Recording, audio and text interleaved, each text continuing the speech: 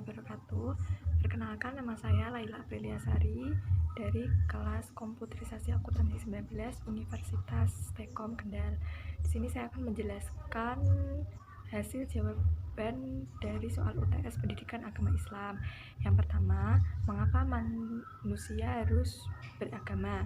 Karena manusia tidak memiliki standar moral sendiri dan untuk membuat keteraturan dalam hidup dan masyarakat serta agar mendapatkan ketenangan hati dan kebahagiaan, maka diperlukan standar moral objektif yang diatur oleh kekuasaan yang lebih besar dan hakiki, yaitu Allah Subhanahu wa Ta'ala.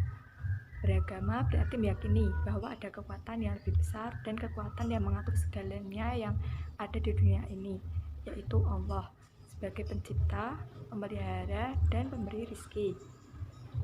Maka beragama berarti meyakini bahwa satu-satunya cara mencapai ketenangan hati dan kebahagiaan adalah dengan mengikuti norma perilaku objektif, yaitu Al-Quran dan Hadis.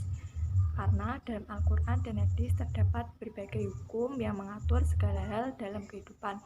Telah ditentukan cara bersikap mengenai sesuatu perkara dan rasa takut dalam hati bila akan melakukan suatu perbuatan tercela. Yang kedua, keterkaitan Al-Quran, Hadis, dan Al-Ra'yu sebagai sumber ajaran Islam dan berikan contohnya. Tentu saling berkaitan. Al-Quran merupakan firman atau perkataan Allah yang dilakukan untuk dipelajari. Sedangkan hadis merupakan perkataan, sifat, perbuatan yang telah ditetapkan oleh Nabi Muhammad SAW dan sebagian isinya untuk mendalami Al-Quran yang bersifat mutlak. Sementara Ar-Ra'yu merupakan cara umat Islam untuk menetapkan hukum dari permasalahan yang kontemporer yang belum didapati dari Al-Quran maupun hadis. Contohnya, As-Sunnah berfungsi sebagai penguat hukum yang sudah ada di Al-Quran. Dengan demikian, hukum tersebut mempunyai dua sumber dan terdapat pula dua dalil, yaitu dalil-dalil yang tersebut di dalam Al-Quran dan dalil penguat yang datang dari Rasulullah. Berdasarkan hukum-hukum tersebut banyak kita dapati perintah dan larangan.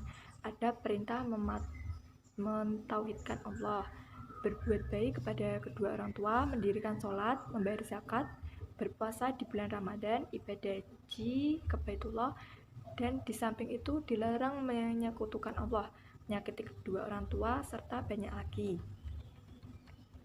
Sementara Ar-Ra'yu berasal dari manusia memiliki akal yang mampu berpikir secara komprehensif dengan tetap berpegang teguh pada Al-Quran dan Hadis sebagai bukti kebahasaan hasil Ar-Ra'yu. Namun perlu digarisbawahi bahwa akal dan Ra'yu memiliki perbedaan dalam pengertiannya. Akal adalah subjek atau alat pelaku yang melakukan pemikiran, sedangkan Ra'yu adalah suatu hasil atau objek dari proses pemikiran yang bertujuan untuk mencari kebenaran atau solusi dari suatu hukum yang tidak ada di dalam Al-Quran dan Hadis. Yang ketiga, keterkaitan akidah, syariah, dan akhlak dalam setiap perbuatan manusia. Bagi agama Islam, akidah adalah sistem kepercayaan yang bermuatan elemen-elemen dasar keyakinan yang menggambarkan sumber dan hakikat keberadaan agama Islam. Syariah sebagai sistem nilai berisi peraturan yang menggambarkan fungsi agama Islam, dan akhlak sebagai sistem nilai berisi peraturan yang menggambarkan fungsi agama Islam, dan akhlak sebagai sistematika menggambarkan arah dan tujuan hendak dicapai agama Islam. Akidah, syariah, dan akhlak bagaikan suatu pohon, di mana akidah merupakan akar, syariah merupakan batang, dan akhlak adalah dedaunan. Syariah dan akhlak akan tumbang tanpa adanya akidah yang mengakarinya. Akidah mendasari syariah, dan syariah tanpa akhlak akan menjadi kezaliman. Seseorang bisa dikatakan sebagai muslim yang baik ketika ia memiliki akidah yang lurus dan kuat, sehingga mendorongnya untuk melaksanakan syariah yang hanya ditujukan kepada Allah dan tergambar akhlak yang terpuji pada dirinya. Akidah, syariah, dan akhlak dalam Al-Quran disebut iman dan amal soleh. Iman menunjukkan makna akidah, sedangkan amal soleh menunjukkan pengertian syariah dan akhlak. Yang keempat, politik merupakan bagian penting untuk menegakkan ajaran Islam.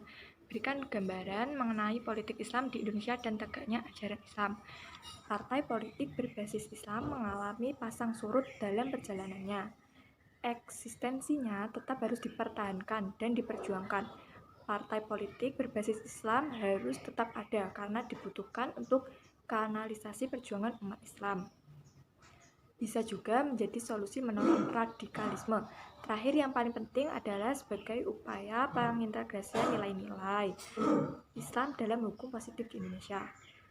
Untuk itu, umat Islam tidak boleh pesimis dengan keadaan. Yang perlu dilakukan adalah menebar kedamaian Islam, karena NKRI sudah final. Tidak perlu diperdebatkan lagi. Tidak perlu membentuk negara Islam Indonesia, karena hukum Islam secara bertahap telah terintegrasi ke dalam peraturan perundang-undangan. Yang perlu dilakukan adalah bagaimana cara memagarinya agar hukum di Indonesia tidak bertentangan dengan nilai-nilai Islam.